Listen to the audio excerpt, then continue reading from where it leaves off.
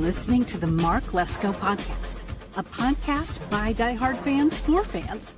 Mark covers all things Penn State football and the Pittsburgh Steelers, as well as anything related to the sports and fitness world. Tune in weekly to listen to a couple of dedicated fans talk about these topics without filters. Thank you for listening to the Mark Lesko Podcast.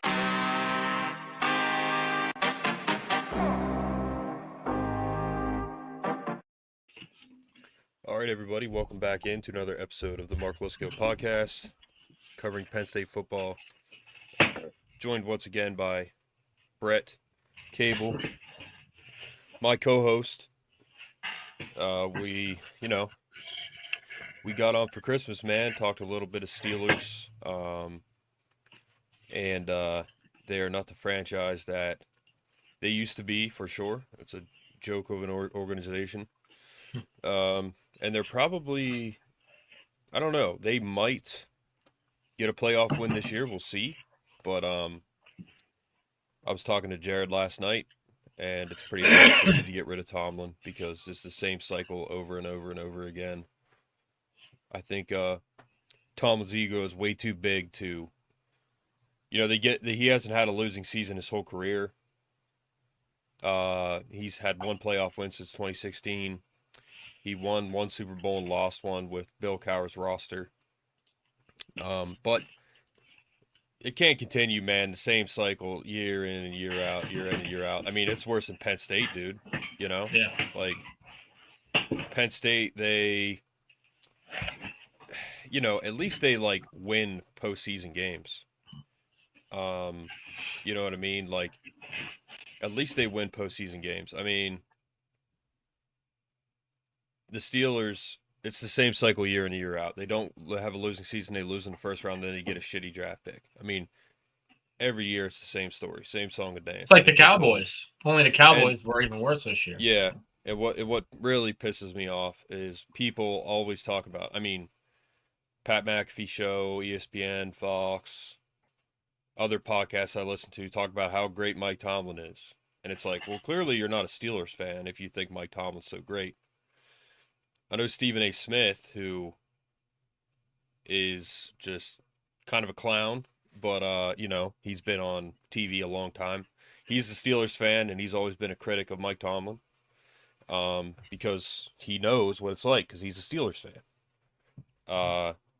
If you're, you're not calling Mike Tomlin, you're not talking about how great Mike Tomlin is if you're not a Steelers, if you're a Steelers fan. You're just not. So that aspect is annoying, but anyway, to get into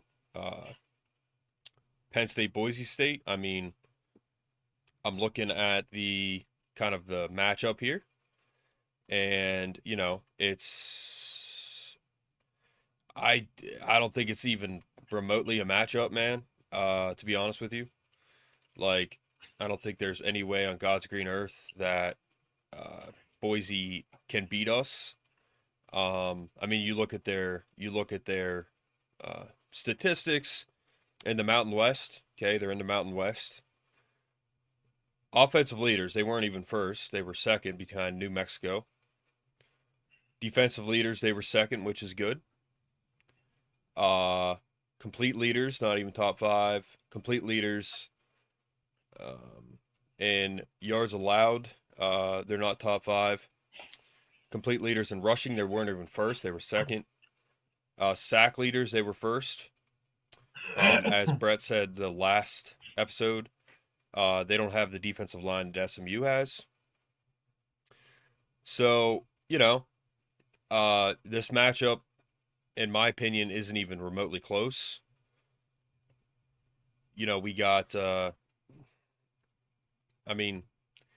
we just got a better team, dude. At the end of the day, we got a better team, and our competition is much better than the Mountain West. Who have they played? I mean, that's kind of the issue right now with the college football playoff. And, Kirk Herbstreit said it, even though I think he's a total lunatic with most things. He said about, It's the most deserving versus the best, and that is an issue with this college football playoff. I mean, it's good for us because we kind of have a fairly easy schedule right now for the playoff, if you will. We saw an SMU team who we dominated, and I think SMU is better than Boise, like Brett said himself. And then we got Boise and a neutral site, and then we got a backup QB Georgia, unless they lose to Notre Dame. The spread is -11, over under 53.5. We're -450 to win.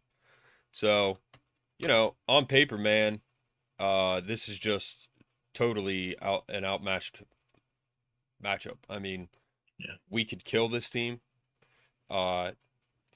Pretty much what it comes down to, man, is our offense putting up points. I think our defense will be fine. I've said it before with games that's backfired on me. Knock on wood, our defense does well. I think they will. But, at the end of the day, man, like, our defense has to show up. Our offense has to score points. We could totally shut down Ashton Genty, who is one of the best running backs in college football, in my opinion. I hope the Steelers get him in the draft. But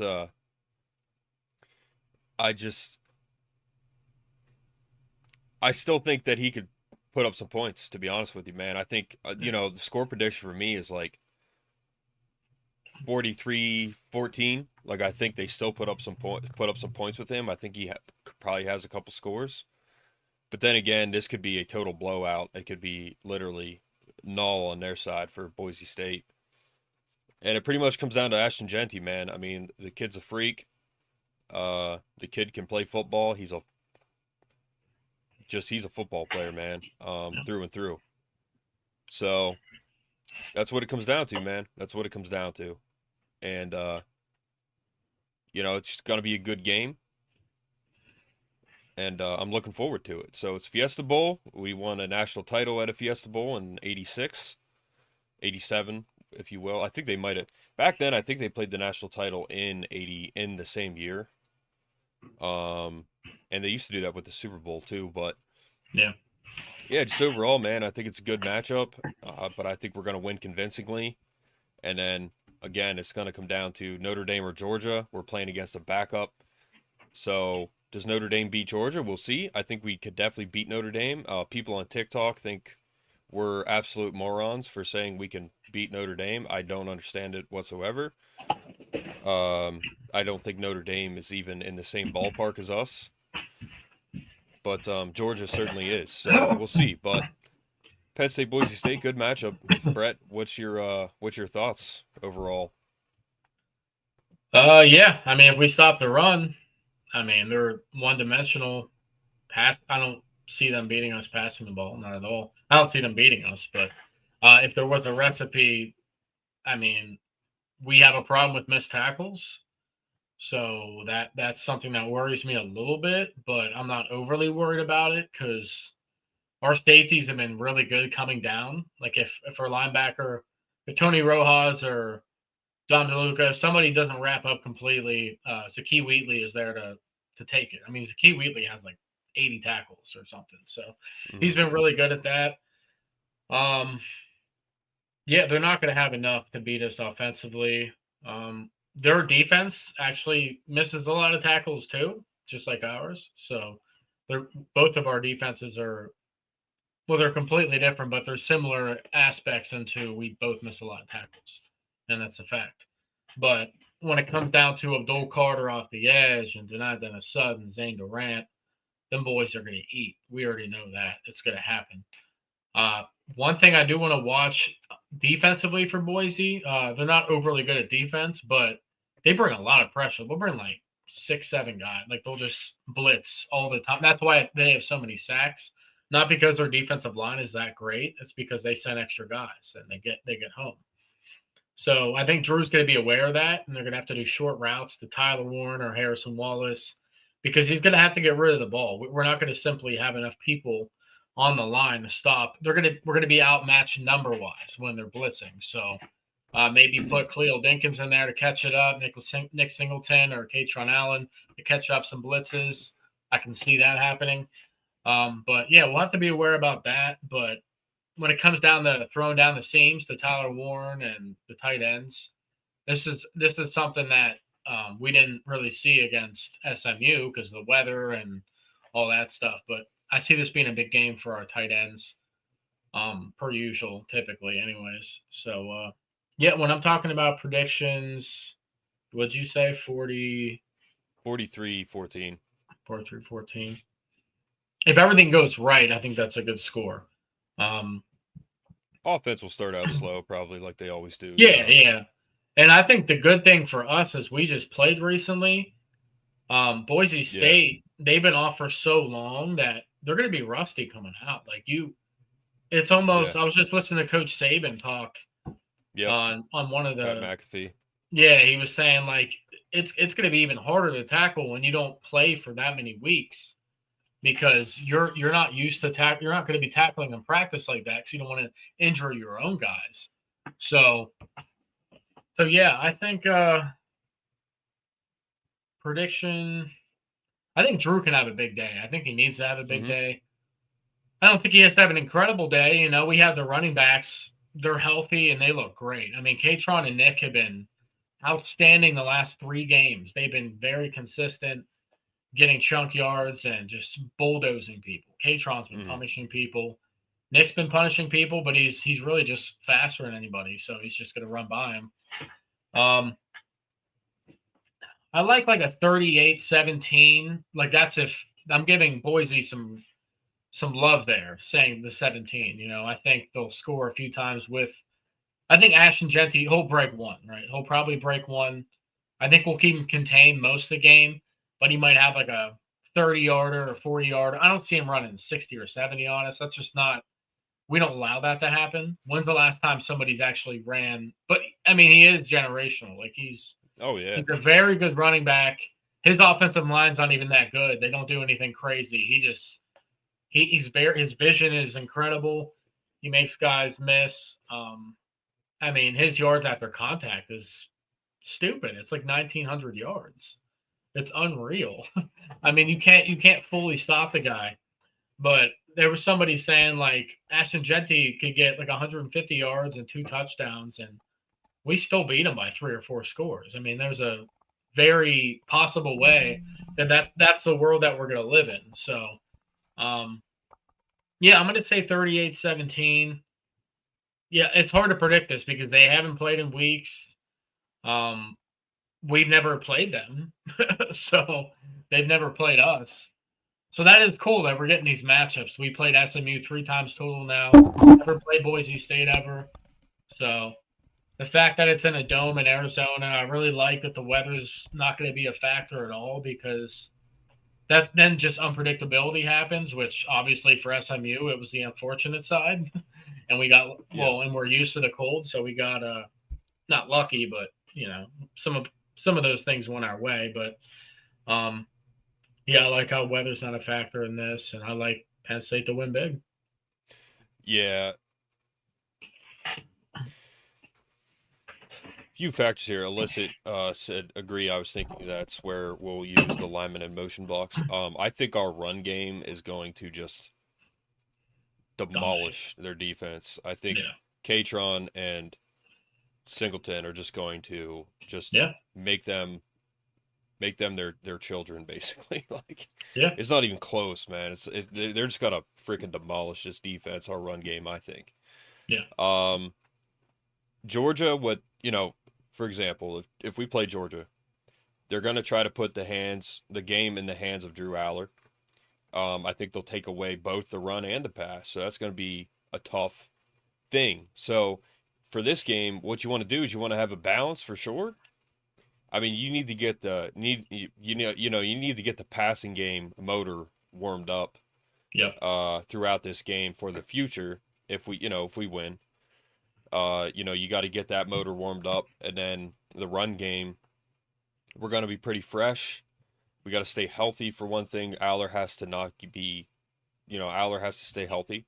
Not even going to say it. Aller needs to stay healthy. But I think our run game is going to dominate this game for sure. And then the lineman rush, I think it's just going to kind of be a bit of a warm up, if you will, for the next game. And again, I think it'll be Georgia. But like they need to treat this game. Obviously, they're going to take it very seriously, but they're going to run the ball. They're going to kill them in the run game, and then they need to also be able to pass the ball. They just need a couple just big plays in the passing game just to get their confidence up going into the Final Four.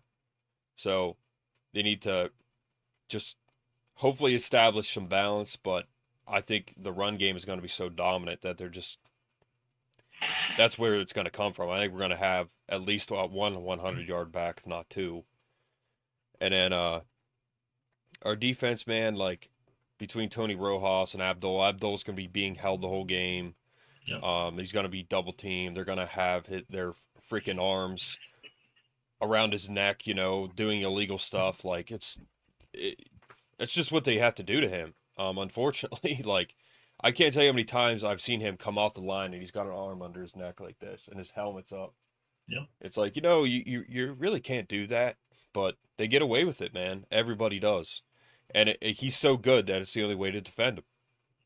So, but between between Tony Rojas, between Abdul, between our secondary dude, like it's not even close. And again, like, if you want to go back and pick, who should have gotten in, Alabama probably could have gotten in. Ole Miss maybe could have gotten in, just to make these games better.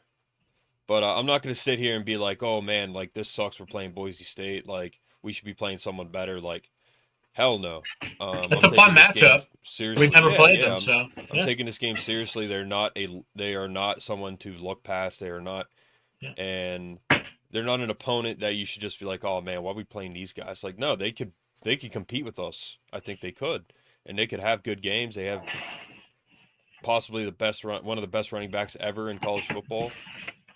He's in his prime, and these guys got a lot to play for, as do we. So it's a good matchup, but at the end of the day, I think we win convincingly. So, and we'll be doing post game Tuesday night, for the game.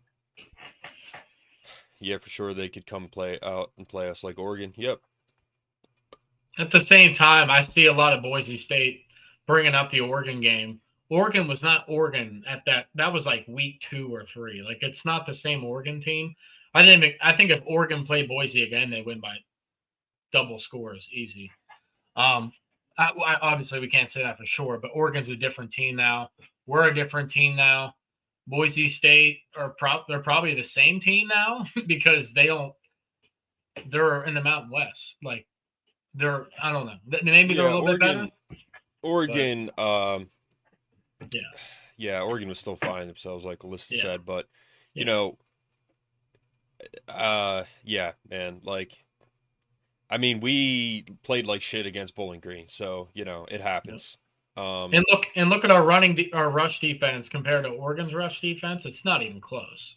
No. Oregon can't stop the run if they had a gun to their head. So, so I want to get into the next thing, which is the other games.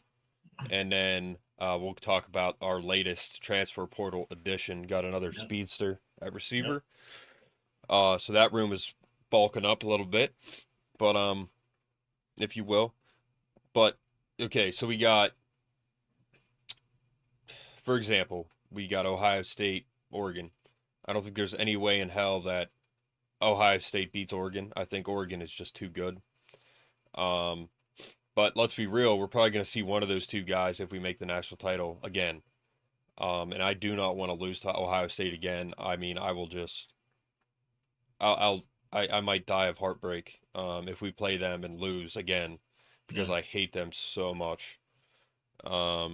Absolutely delusional fan base. Extremely arrogant team, which they kind of deserve to be that way, but just I hate them so much. They're like the Chiefs, but the Chiefs aren't like that arrogant about stuff. Ohio State is. So Ohio State, Oregon, What do you think about that game, Brett? Oregon, Ohio State. Yeah. I mean, the first time they played, look what happened. It was a 1-point win by Oregon. I could see it coming down to the last drive again. I don't think anyone's going to win. It depends what Will Howard you're going to get. If you're going to get Will Howard against Michigan, which I don't think you are, because there's that mental block that we have against those teams that Ohio State has against Michigan right now. They played Oregon very well. They beat the crap out of Tennessee. After watching that game, I don't even think Tennessee's a good team at all. That just by looking at it, like they look terrible. Tennessee should have put up more in a fight than that. But I mean, I could see Ohio State winning this game. To be honest with you, if they play like they did against Tennessee, they have a very good shot. Will Howard actually threw the ball really well, probably his best game overall. I could see a way that Oregon wins. I don't know. I would not bet on this game. Let's just say that. I would not put my money on this game. I would not pick either team to win. It's too up in the air. We have no idea what's going to happen. We just don't. So I don't know who's going to win that one, but I do agree with whoever wins that game is probably going to be in the Natty, and if we keep moving, that's who we're going to have to face. So we're going to have to get prepared and ready for that. That's not an easy. That's probably the hardest game to pick for me on these 4 games. Yeah, so Texas, Arizona State, yeah, so yeah, Oregon was so funny. Yeah. But I meant we missed tackles and don't think at this point we will. Yeah, I think Boise State will miss tackles. Yeah. So Texas, Arizona State, I think Texas wins that game. I think Oregon wins against Ohio State. I think they're just too good. I think we beat Boise, and then I do think Georgia beats Notre Dame. I mean, Notre Dame is just, they're not a complete team, dude. Like, you have Riley Leonard as your quarterback. Your typical Notre Dame. You're just overrated, cocky as hell for no reason. Both teams are going to have to rely on their defense in that game. It's going to be a low-scoring game. That's what that game is going to be. Yeah. I see Oregon might have had too much time to think, but Ohio State was being arrogant. Absolutely, they always are. I mean, you beat Tennessee, dude. Like, calm down. They're coming up into, cold weather. Nico is he's a freshman. So they all need to calm down for sure. But I think it's going to be us in Georgia, and then Texas, Oregon. And then, that's a good matchup, man. Like, no matter what, it's a good matchup. Texas, Oregon. I mean, Texas, who knows? I mean, can they beat either Ohio State or Oregon? Like, no, I don't think so, but they could. They could have a shot, and I think they'd have a better shot against Oregon, because Ohio State's just their Ohio State. But and then it's gonna be, I think, us and Georgia, and again, we'll see about that game, exactly how that goes down, but yeah, man, it's gonna be us against a backup quarterback, as I said. The rest of Georgia still is Georgia, and Texas, Oregon. So it could very well be. I would rather see a Penn State in a national title than a Georgia with a backup quarterback. But again, it could very well be us in like Oregon or Texas or Ohio State in the national title. I mean, that's kind of crazy to think about that we could be in a national title game. So I've never seen one in my lifetime. You never have. The last time they won, it was my dad's senior year he was a Penn State student. He was a senior. I can't imagine being a senior during that. That would be pretty crazy. Yeah. But yeah, Gunnar Stockton sounds like he has an arm. He does. Saban has known him since he was a kid, and he's legit. Oh, absolutely. Like, I'm not saying he's not legit. He doesn't have experience. He's just a backup. He's not a starter. So he played for half the game. So make no mistake about it. Like, we could lose to Georgia, and anyone could lose to Georgia. So, I was 4 years old. So okay, so you were born in '82. So you're 42. Last national title, yeah, man. So that was a while ago. a lot of Penn State fans still live in the past in the sense that they're like, we won 2 national titles. It's like, yeah, that was a long time ago, man. Like, Yeah. we're in a totally different era of college football. Yeah. So yeah, Gunnar Stockton, he took a good shot, but yeah, he's definitely good, and so focusing on this game, I think we win convincingly, and then again, it's another good team that we're gonna see. I would hate to lose to a Georgia team with a backup, because then it's like we can't even beat a backup quarterback, even though we know that they're good regardless, but it's like we can't even beat a backup quarterback. We never win the big game. So that's going to be the next potential storyline.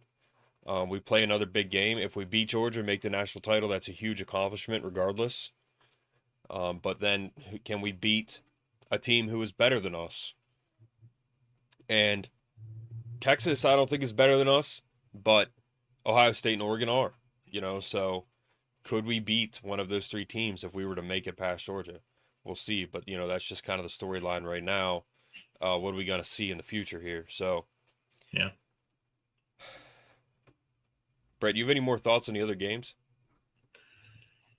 Yeah. So I guess technically I didn't pick a winner of the Ohio State Oregon games. I just, like I said, it can go either way. Who are we going to see? Oregon hasn't played in a while. That might hurt them. That might hurt them wrapping up. I think I'm going to pick Ohio State to beat them, as much as I hate to say it. I could very well pick Oregon too, but I think Ohio State's going to beat them this time. It looks like they fixed some things against Tennessee, and at the same time, Tennessee's not Oregon, but they just look different. You know what I mean? They look good. So as much as it hurts to say that, they look good. I can't ignore it. So I think national title. I think we could beat Georgia with their back. I think we could do it. I have a feeling, maybe it's my positive vibes, Penn State fan. I think it's gonna be Penn State Ohio State rematch in the title. Yeah, I think what it comes down to, man, is can we beat Georgia with their starter? And if the answer is yes, then we should be able to beat them with their backup. Carson Beck's not very good, but has more experience. Timmy from South Park is all grown up, and he's not playing in the games anymore. He's going to the NFL. Which is wild because he should stay, but yeah. I wanted to bring up one more thing against Boise State. I think on the play action, we should be able to hit Amari for 1 or 2 big ones. Let's be honest here. We tried it against SMU, but it just didn't work out. Cold weather, I don't know. It just didn't work out. I see Amari having a big game, so let's look out for that. I wonder I'm going to look at the over-under. 55.5. Man, that's pretty crazy. 55.5 over-under. Huh? Take the under on that. You think so?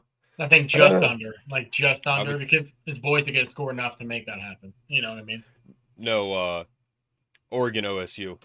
My bad. Oregon I'm not OSU. even showing it right now. Oregon OSU. Well, that's actually that's lower than what they scored. The first game was 63, right? They scored 63 points or something. So 32-31 or whatever. Yeah. Over under 55.5 for Oregon OSU. Us were like 50, I think it was like 53.5 or something like that. Yeah. But yeah, man, I mean, that's a pretty, for Oregon OSU, I think you want to take the over on that one for sure, but for us, I'm not sure, you say take the under.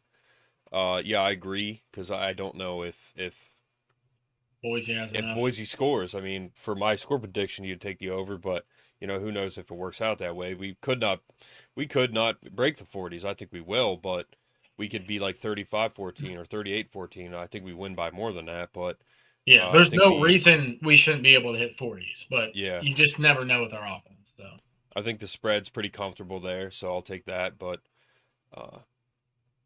Brett, we could probably get into the last thing, which is transfer portal. Yeah. And then again, like I said, we'll be on for post game Tuesday night. Tuesday night. Yeah. So I'm sure some of you guys know on Christmas Eve, it was an early Christmas gift for all of us.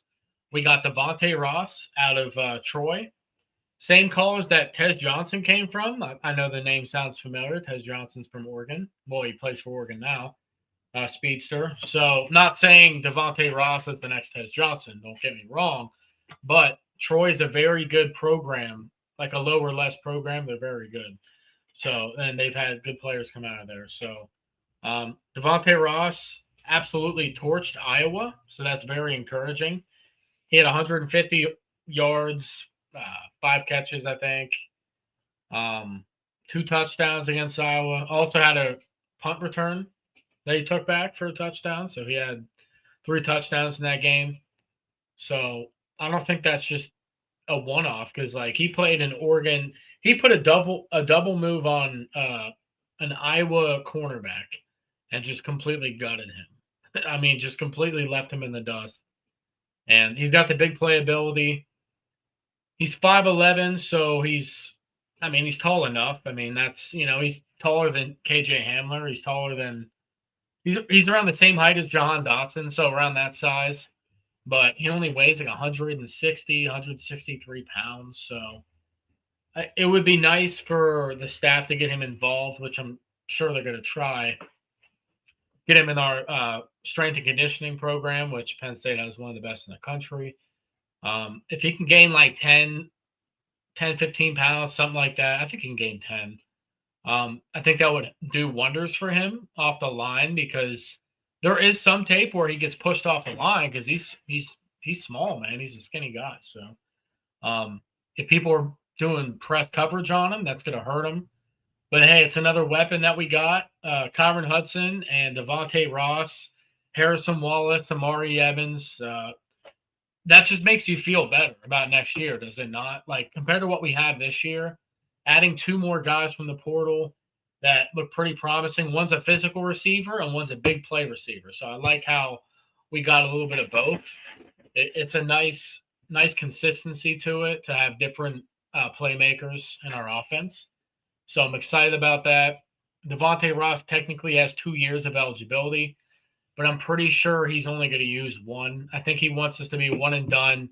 I'm coming to Penn State. I'm going to show people what I can do and then go to the NFL. So we'll see what happens. Yeah, he had over 1,000 yards receiving, 11 touchdowns.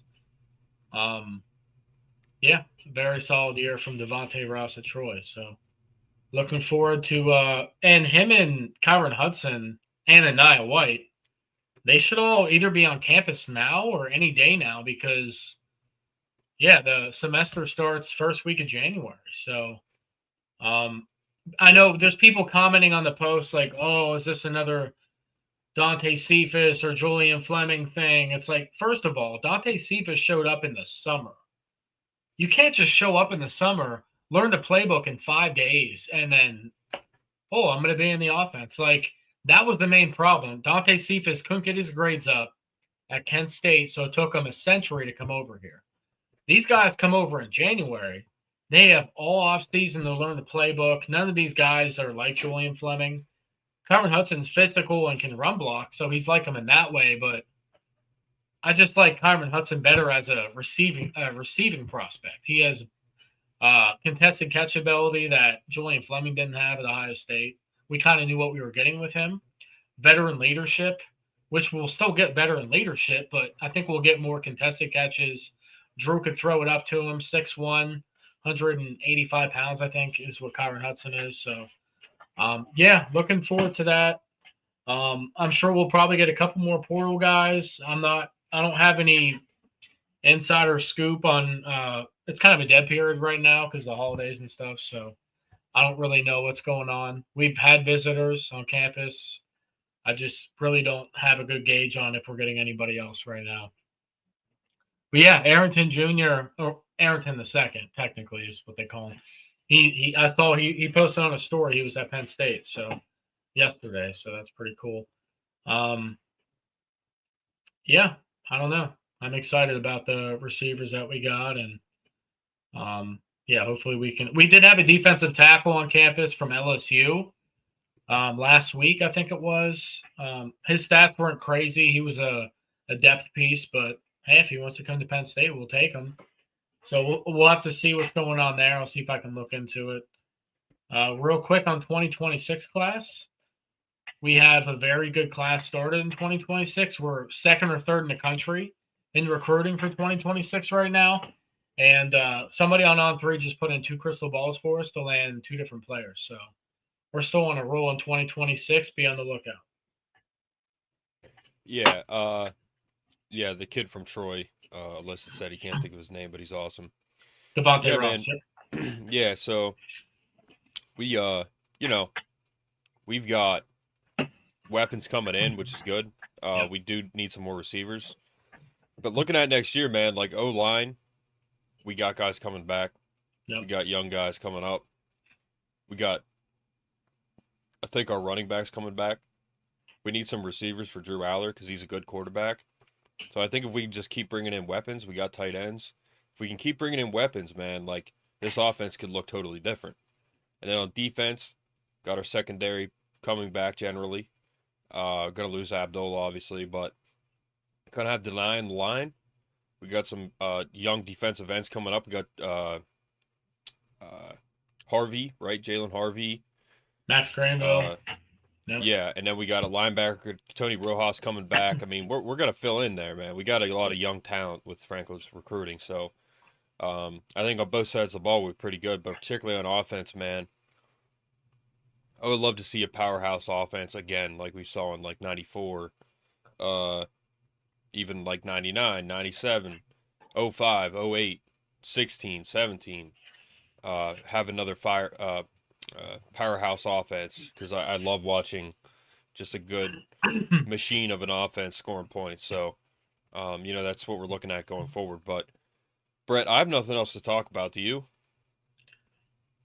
No, I think I exhausted. I even brought up 2026 after the portal. So I try to put out as much content as I could that with what I know right now. And like I said, when it comes to the transfer portal, right now, I don't really have my eyes on anybody. I'm sure they're in the background looking at people, but I don't know anymore else. I don't know anything else on the portal right now. So, all right, everyone. Illicit, thank you for commenting. Yeah. It's good to have LeVar in town already. Yeah. LeVar Jr. It'll be LA2. I think they should call him LA2.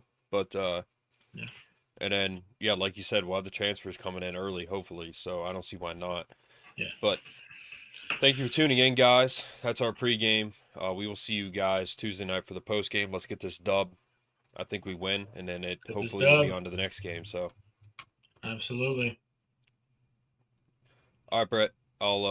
I'll talk to you, man. All right. Have a good night. Yep. Have a good one, guys.